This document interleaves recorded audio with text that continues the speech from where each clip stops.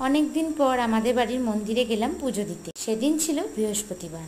সব ঠাকুরকে ভালোভাবে স্নান করিয়ে তাদের সাজসজ্জা পাল্টাতে হবে, তাই প্রথমেই রাধা মাধবকে দিয়ে শুরু করলাম।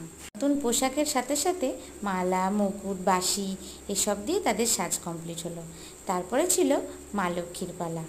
লক্ষ্মীবারে মা লক্ষ্মীকেও তো নতুনভাবে সাজাতে হবে, তাই নতুন শাড়ি পরিপাটি করে পরিয়ে মা লক্ষ্মীকে তার আসনে বসিয়ে দিলাম।